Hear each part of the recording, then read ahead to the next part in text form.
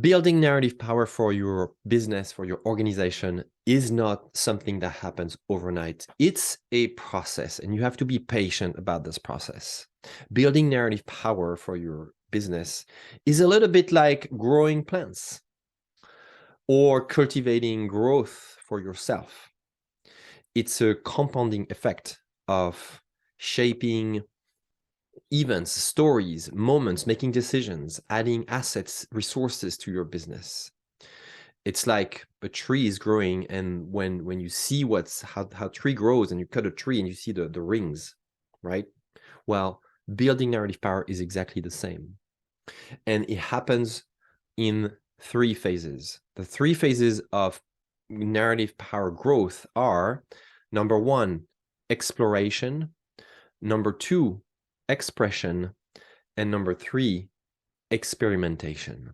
And I'd like to walk you through these 3 phases because sometimes it's a process that can feel long and fuzzy and difficult and harder for people. Most people think that you can come up overnight with a beautiful story and that you will use it in your marketing and that it will transform everything. All of a sudden, you have a great story to tell and your business is fixed. That's a myth right there. So don't fall into this trap. Building narrative takes time. It actually takes trial and errors. It takes repetition. It takes grit, courage.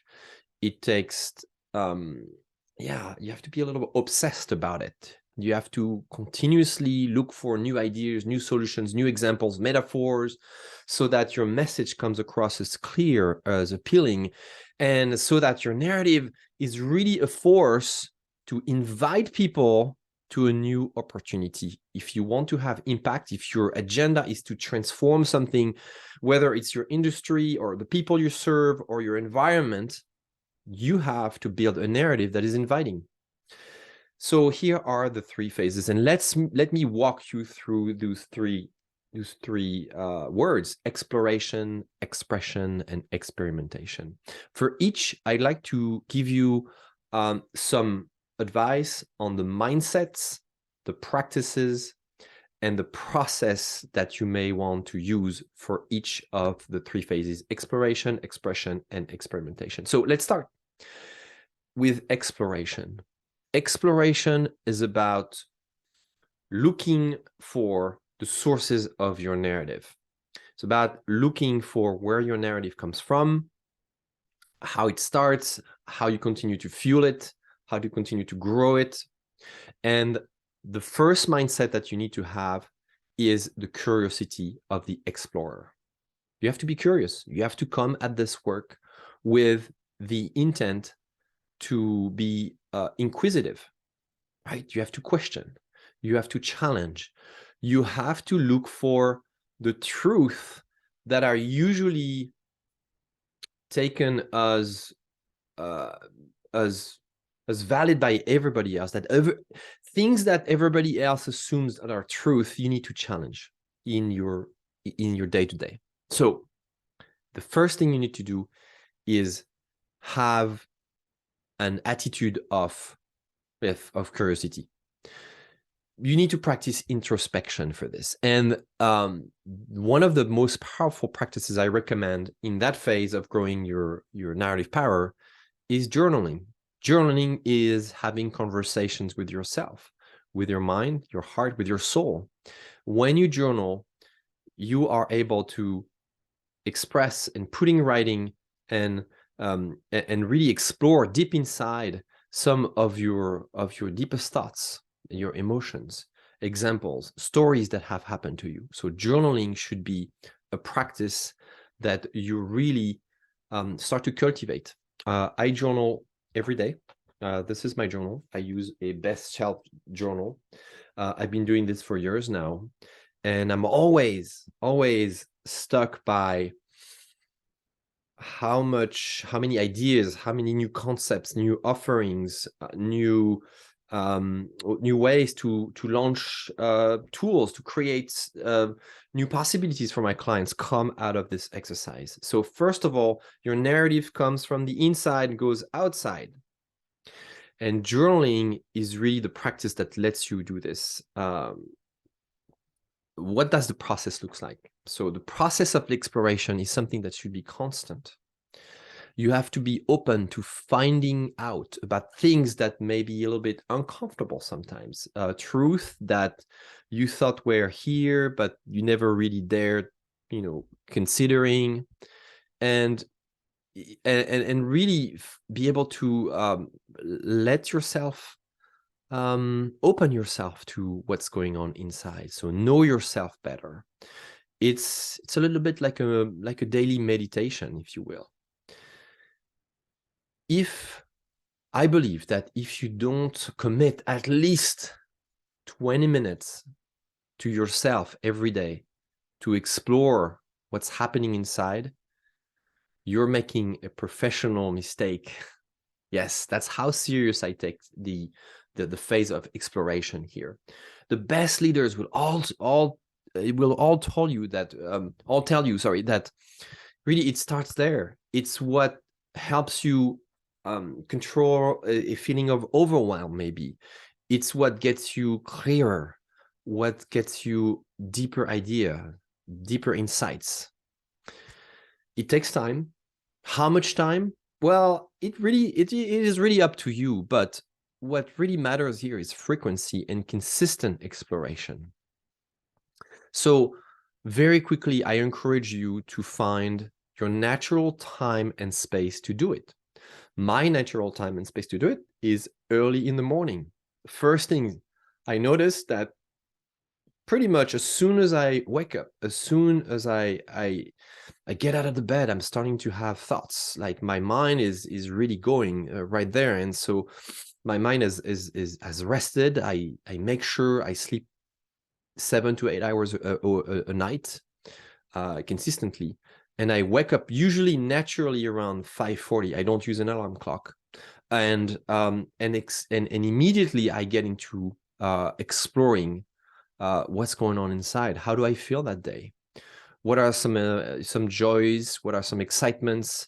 What makes me excited to get to work? And that's something that I felt. I was lucky enough to feel this very early on in my life. It's really tapping into the natural vital force that you may feel, and that is absolutely critical, necessary to do the transformative work that you do in your job. If you are a leader, if you are an entrepreneur, entrepreneurship is not easy. You will face setbacks. You will fail sometimes, big, sometimes small things. And that's really exploration is really about tapping into the energy that gets you through those hurdles. 2 tips here. I would like you to consider practicing extreme freedom in your exploration and extreme discipline. Extreme freedom because you have to let go of all stress. You have to let go of all fears in that moment. But at the same time, you have to be extremely disciplined because you have to take this very seriously, to show up every day. Athletes are athletes. They perform, they deliver results because they train every day. Michael Phelps, the famous swimmer, said that his secret to winning so many medals, to being such a great athlete, I mean, to really be in the state of high performance, was to never skip training for more years than all of his competitors. All right, so extreme freedom, but at the same time, extreme discipline in exploring, in observing what is going on inside and also outside. Observation is through all of your senses. Could be your feelings, it could be what you see, it could be what you hear, it could be what you smell. Anything else goes into that process of exploration. So building a narrative, I strongly believe, comes from that practice of exploration. It's unique. We tend to think that narrative building is all about showing off, showing up with a facade and making who we are as a leader or a team or a company look good, whereas inside there's lots of tensions, there's lots of pain, of traumas, and things that are unresolved. Actually, I feel like that gap is really detrimental to the success of organizations. Exploration is about coming to work as a whole, is following your intuition. That's mostly what it is about. So that's for exploration. Let's move to the second phase, which is expression. Expression is making your thoughts, your ideas, your knowledge available to the public. Like you externalize something that you've held inside. So what are the mindsets? What is the mindset that you need to focus on when you practice the second phase of expression? Well, the first thing is realizing that expression is an ongoing practice. So think about software. When you express a narrative, you have to do it in versions, right? How many versions of Windows or Apple iOS exist so far? I don't even know, but I'm pretty sure it's in the hundreds. It's in the hundreds, right? Your narrative grows the same way. A narrative is never done. It's never done. It's constantly evolving for your company. The narrative always changes based on the environment, based on what's happening in the industry, based on the team that you have, based on yourself, based on what your customers, your market wants. A narrative is always evolving, but a narrative is always due. You have to have a narrative every day with yourself to feel motivated, to shoot towards achieving things, and be excited to continuously show up to work and give the best. And you have to have an evolving narrative to continue to attract and work with clients, right? You have to have a narrative to continue to be able to attract the best talents and recruit them. So your narrative is never done, but it's always due at specific times. Another example is when you need to fundraise, when you need to bring on investors, your narrative has to be ready that day.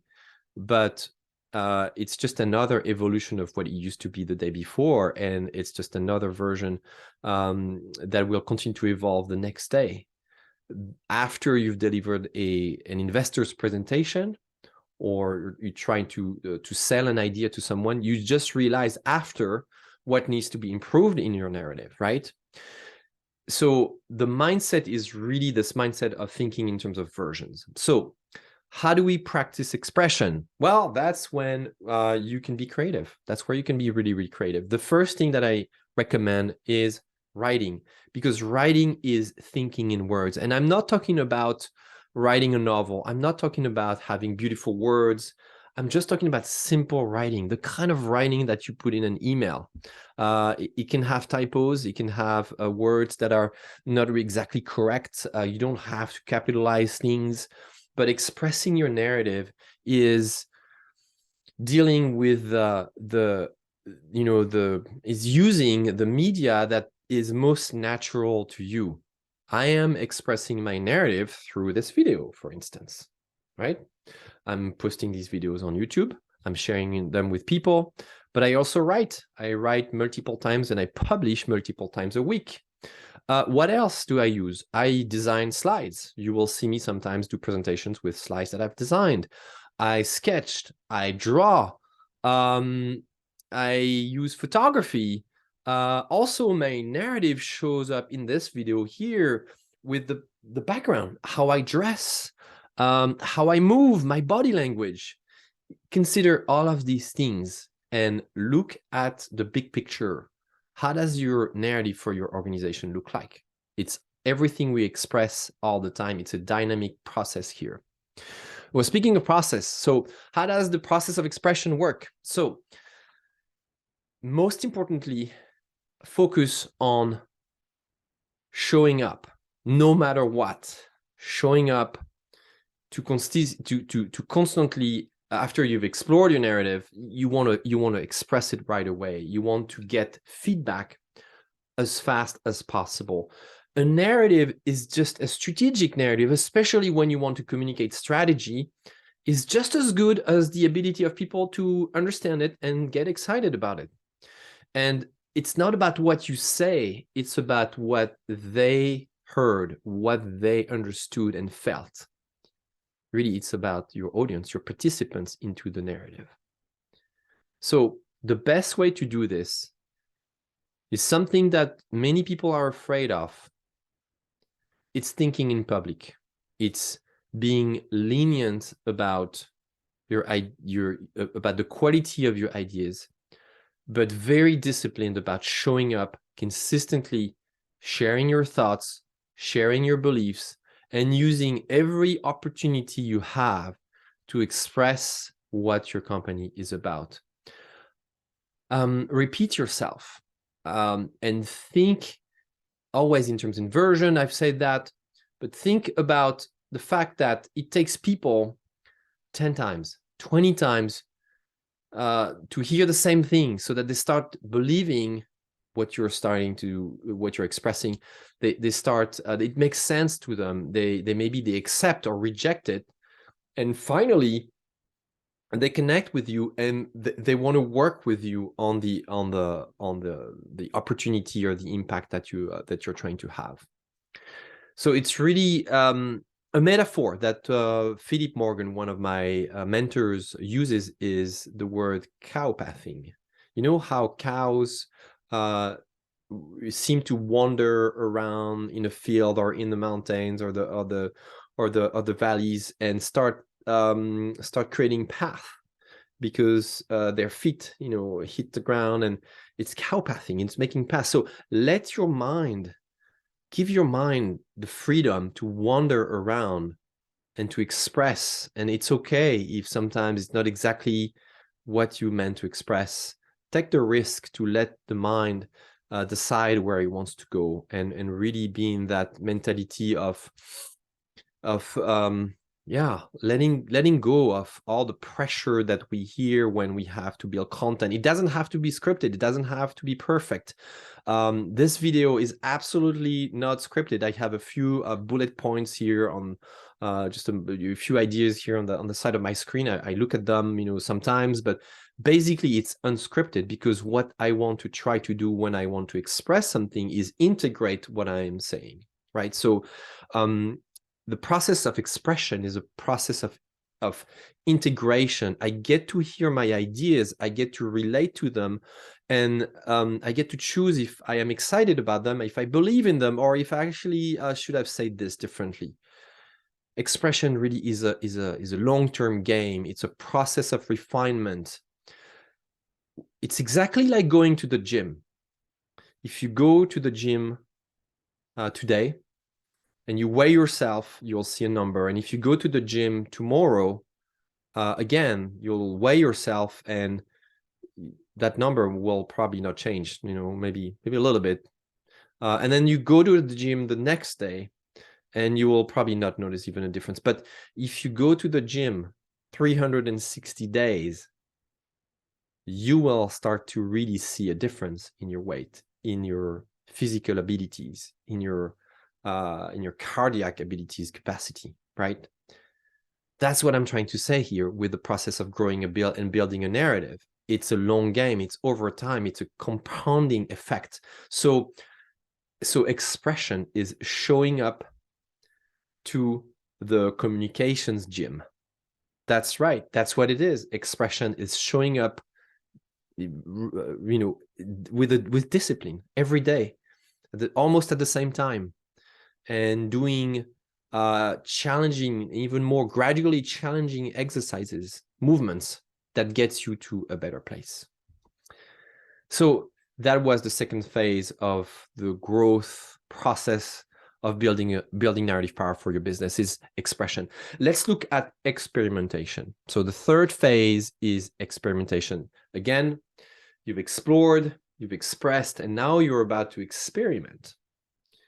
What do I mean by experimentation? I mean taking your ideas, taking your communications now and turning it into practices, right? Storytelling is about saying things, it's talking.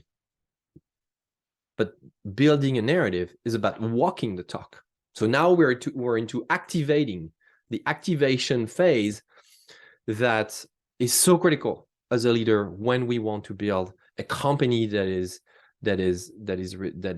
sustainable, and an environment where people are excited to come to work, that an environment where people feel trusted. We have to be able to walk our talk.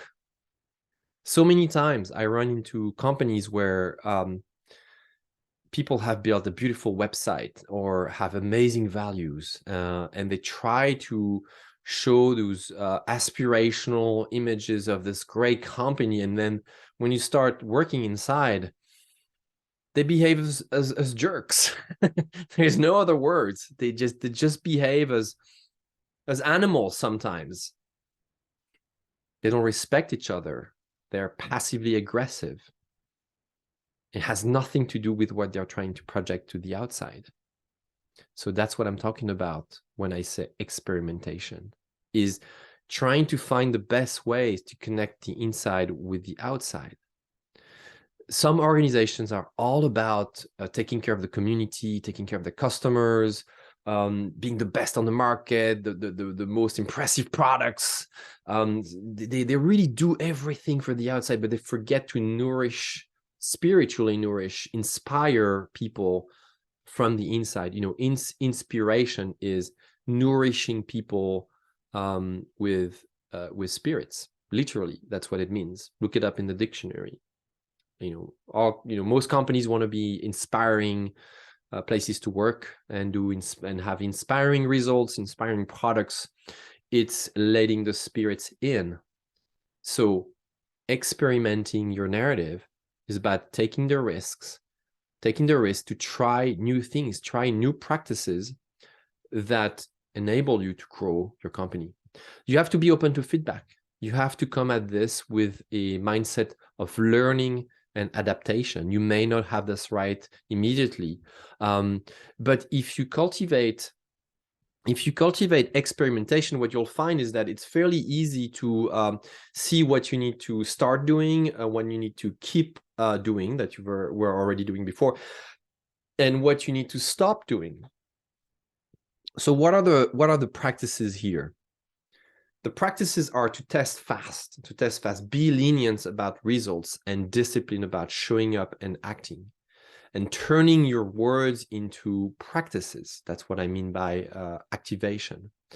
Look at your policies. You look at your processes here, and maybe one of the, an example of a policy is that I have this client who works with runs a creative agency, and one of his policies, what he aspires to do, is to not do any creative work unless the CEO of the company, his client company, is involved. So if that's how you're gonna build your narrative, because it matters to your process, then you have to experiment it. It takes courage to ask for that requirement to some of your clients, maybe. Experimentation is about ideas that used to be stupid, but now that are favorite ideas. And like my client, actually, Joel Carter, says very beautifully here, at one point, our favorite ideas used to be stupid ideas. That's why we continue to experiment, right? Someone came up with was doing some exploration, and then expresses an idea that feels like a crazy, stupid ideas, and then we try it out, and it becomes our most favorite ideas. In fact, the example that Joel shared with me was this hotel chain that started to bake cookies, because when you bake cookies somewhere, it smells good, right? So as clients would come to the lobby of the hotel, they would smell the warm, fuzzy smell of cookies baking in the oven. And at first, that seemed like a stupid idea. That's a stupid, they're like, baking cookie? Why? Are you crazy? We don't have time for that. Plus, it's gonna add to our costs. But in fact, it was the probably yeah, it was a brilliant idea, because that's how this hotel chain started to differentiate. I can't remember which chain it was, but look it up. It's actually a story that has been documented. What does the process of experimentation look like? Well, it's easy and yet very, very difficult sometimes. Trying, failing fast to succeed, and setting constraints. There is no creativity without constraints. The general sentiment about the general definition of creativity is complete chaos, complete freedom. And I disagree with that. Creativity is about setting constraints, time constraints, space constraints, resources constraints. Yeah, it's when we face scarcity, it's when we face pressure from different things that we start to become more solution oriented. We are better problem solvers, in fact, when we have more constraints than we need. So set yourself some time constraints to experiment your narrative. Maybe you just have a few minutes to do something. Maybe the budget to launch a new product is going to be very, very limited. How can you prototype something with just $100? How can you do a marketing campaign with $0? What are the free things that are available to you? In fact, I'll give you one of my examples, which is, again, those videos that I'm doing here on YouTube. What's the cost? It costs me barely anything. I use a webcam, I record on Zoom, and I post my videos on YouTube for free. And that was the constraints that I set for this part of building my narrative, is that I would not spend almost any money. I used to do way longer videos that would take me hours to edit. I remember one time I published a 17-minute video and I spent 20 hours editing it. This video will probably be in the range of 17, 20, I don't know, maybe a little more than 20 minutes. And I will spend 0 time editing it. As soon as I am done, I will publish it right away. It sounds like a crazy idea, right? But for my business, I can tell you that this is probably the best idea that I had. I actually was given. I stole this idea from other people out there. So that's it for experimentation. Again, let me recap here. First phase of growing your narrative is exploration. Second phase of building your narrative power is expression. And third phase is experimentation. And once you've completed this cycle, you learn so much that you can go back to the first phase and start exploring with such a rich amount of insights, right? And the faster you do this, the better it will be for your company. This is the life cycle of ideation in your company. This is the life cycle for growth. It's the core process for growing, scaling an organization, scaling a company, whether it's a for-profit or non-profit, small, big, solopreneur, or or thousands of people out there.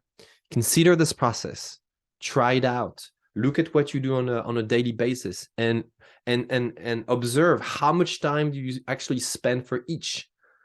And you probably notice that you're not even experimenting. You're just trying to execute on things that feel rigid, that feel frozen, that feel stiff sometimes, and that you should really give yourself the freedom and the discipline to engage in this growth cycle.